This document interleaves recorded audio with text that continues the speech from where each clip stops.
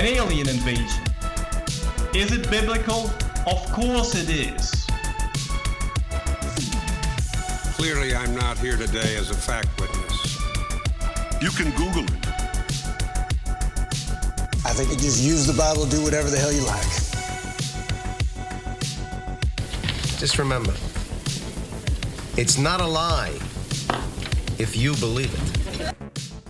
Welcome to Mystery Bible Theater 3000. My name is Caleb Hegg, and with me, of course, my lovely assistant, Rob Vanhoff. How's it going, brother?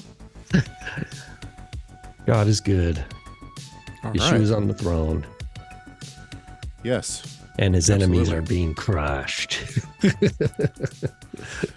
got an interesting one today. I don't know if this is, this one was sent in by our very own Rob Vanhoff. So I don't know if this is... I'd be just right there. I'm already suspicious. Yes, exactly. I don't know if this is Mystery Bible. I don't know if this is Mystery Bible Theater 3000 simply because I don't know who this guy is. Is he religious? It doesn't seem that way. Remind me, because it was a while ago. Let's kick over and just watch the clip. Is it Harari? Yeah, something like that. Is it the bald Jewish guy? The little frail bald Jewish guy? He's like a gay Jew. He's a gay Israeli whose people think is like the smartest guy in the world or whatever, if this is the one. Let's listen to it. Here we go. Gutenberg printed the Bible in the middle of the 15th century.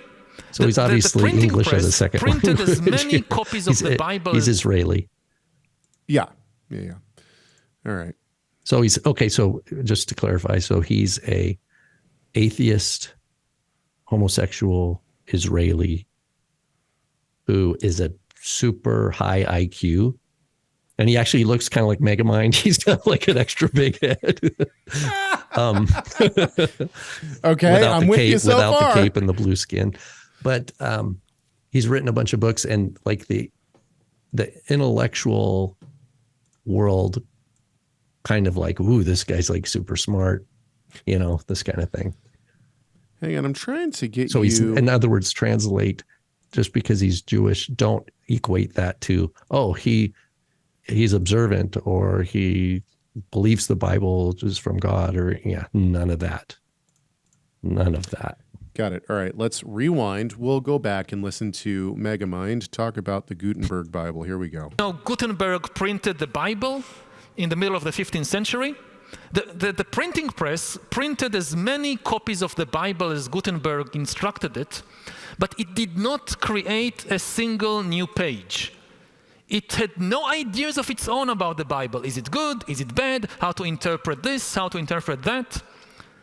AI can create new ideas, can even write a new Bible.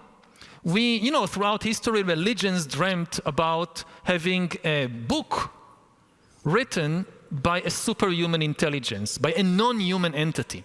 Every religion claims our book, all the other books of the other religions, humans wrote them. But our book, no. It came from some superhuman intelligence. In a few years, there might be religions that are actually correct. That just think about a religion whose holy book is written by an AI. That could be a reality in a few years. Okay, hang on just a second. I want to come back here to, where was it? Right about here. Can create new ideas. I can create new ideas. AI can create new ideas. Is that correct though? Because AI works off of what the human who created it and wrote its algorithms tells it to create. So it can pull from various human ideas, but can it create new ideas? Not only that, AI could, because, they're having this whole problem where high school students or even college students are like having ChatGPT write up their essay. Like, I have an essay due tomorrow on the Civil War. It needs to be, 7 pages long. So they find one of these AIs to write a paper for them. And it's like, oh.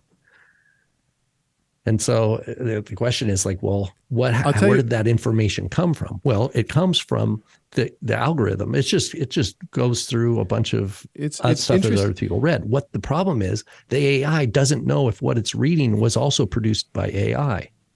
So there's a situation where the AI is really only going to be trapped in a feedback loop of its own thing without ever being able to see out. It's like where Yeshua says the blind lead the blind and they all go into a pit. The AI does not have any light. It's not made in the image of God. It has no capacity there's no spirit, right? There's multiple things here. And first of all, I started one of my classes yesterday at Southern, and in the syllabus they say using AI is against the rules, and we check people's papers against common AI algorithms. Now, a lot of people are going to say, "Well, you can't fool check that or something. You can't check that." Let me tell you something. I can read something unless it's totally rewritten by a human. I can tell you if it's written by AI or not. There is a certain voice and certain words that are used almost all the time. And so, people can try to trick that, but ultimately, I don't think that AI has come far enough in copy to be able to get out of its own voice. That's and I don't think it can. I don't think it ultimately, because if it's consuming its own product as a source, as an external source, but it's not, but in fact it's not, it's just going to replicate the same things. Well, let's listen to this again, because he says something else that's really interesting. Can even write a new Bible. We, throughout history, religions dreamt about having a book written by a superhuman intelligence, by a non-human entity. Every religion claims our book, all the other books of the other religions, humans wrote them. But our book, no. It came from some superhuman intelligence. In a few years, there might be religions that are actually correct. Okay, so here's what's interesting, is that once again, because humans have written the code for AI, you're pulling from human intelligence. You're pulling from fallen man. Even an atheist has to be able to say, well, if there's no morality, right? What is morality? If morality is based on society, for instance, okay, well, it used to be perfectly acceptable to own slaves in the American slavery form of ideas, right? You could beat your slave to death. You could kill your slave. It was no big deal. Okay, that has obviously changed. There's practices throughout societies in the world today that we here in the West would say, absolutely not. This is atrocious.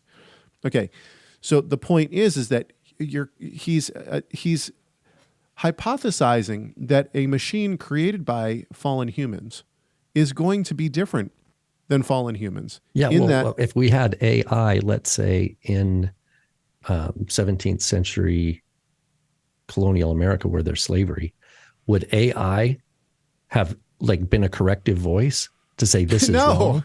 Yeah, of course. Would there have been an AI that came with this idea of no, it's just going to replicate the authors it's exposed to?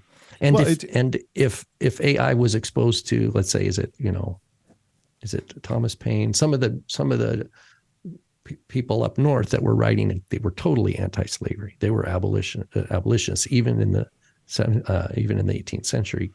They were so there were published authors that were anti-slavery, before the Declaration of Independence, And there were people who, obviously, in the South that were using the Bible to justify slavery. So if you had AI, AI would not have a capacity to have a moral, to take a moral position. And this is the point, is that, have you seen, now I haven't tested this, but there's all these videos going around online of someone asking AI to make a joke about Jesus. So AI then writes a joke about Jesus, and then they ask AI to make a joke about Muhammad, and it says it won't do it. It's not programmed to make jokes about things, sensitive issues like that, or something to that effect. And so once again, you have the fingerprint of the human behind the programming. If that is true, if that is actually true, then you have the human belief and the human morality, whatever morality that person is justifying, whether it be from the Quran, whether it be from their own mind, whether it be from society, whether it be from the Bible, they are putting in, and even if they're taking it from the Bible, right? We've seen this throughout Christianity. It depends on their interpretation. It depends on their hermeneutic and how they're interpreting various passages that is going to influence that. Exactly. This guy, it's because he's Israeli, so he knows Hebrew. So he knows that his lifestyle is anti-Torah, right? He knows that. So he rejects, but because he chooses his lifestyle, he rejects the Torah. And then he adopts a view of world religions where every religion has the same claim and they're all wrong. They're all arguing each other. But then what does he do? He advances the idea that a freaking robot can create a Bible that could be true. That's what's he going to do? It's like machine worship, like people worshiping the beast. Is that, you know what I mean? Like a computer becomes the God, and he's going to submit to the Bible authority of a Bible, quote unquote, written by a robot. It'll never happen. And